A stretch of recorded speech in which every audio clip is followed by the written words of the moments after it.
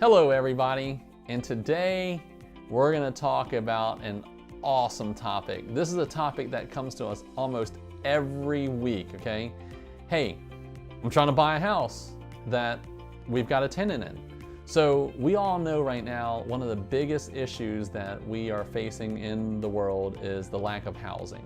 And because there's a lack of housing and values are really high, you know, a lot of these landlords are trying to take advantage of the housing market and maybe unload some of the properties that, you know, will help them build a different type of portfolio. So in that situation, you know, we get a lot of calls saying, hey, how do I buy this home that I want to live in, but there's a tenant in it? Well, I'm going to talk about all the different agencies and what their guidelines are. So number one, we're just going to get this straight out of the way, okay?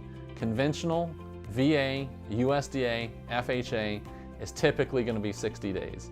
You've got to occupy the property within 60 days of the consummation of the loan, basically when the loan closes. However, there are some extenuating circumstances, and that's what we're going to talk about. So with all of the agencies, veterans have an advantage. So we just had Memorial Day, and thank you for your service if you served our wonderful country, because you know what, without you guys, we would not have a safe home or country to live in. So thank you for your service. Thank you. So as a veteran, because of that, you do get some special benefits. And the special benefits are, if you have orders or you're over 100 miles away from the property that you're purchasing, you could have your family occupy the property before your orders are up. So it could be temporary orders, it could be 12-month orders. So as long as your family's occupying the property or you have a child, one of your dependents occupying the property, that's absolutely fine. So we've seen adult children maybe go occupy the property while the younger kids are finishing up school with mom and dad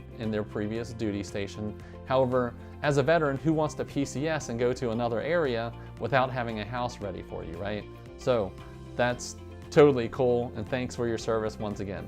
However, let's go back to the extenuating circumstance. The other extenuating circumstance is this is an underwriter discretion thing, okay? So if you're buying a house and you're not gonna occupy it within 60 days, you've gotta let your loan officer know.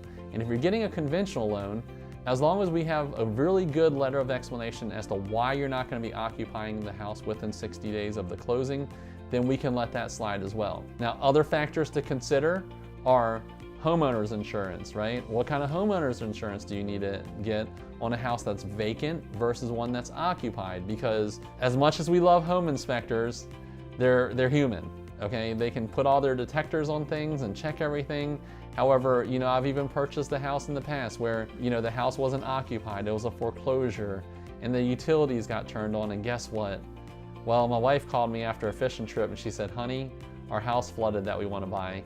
So that was a really, really bad situation. So I never want to see you in that situation. So this is a very, very common question. And if you have any questions on this, I've got a full chart and guidelines that I've already printed out and typed out for you, and we could go over it in great detail. Feel free to call me 7 days a week. This is David Zai with the Zai Mortgage Team.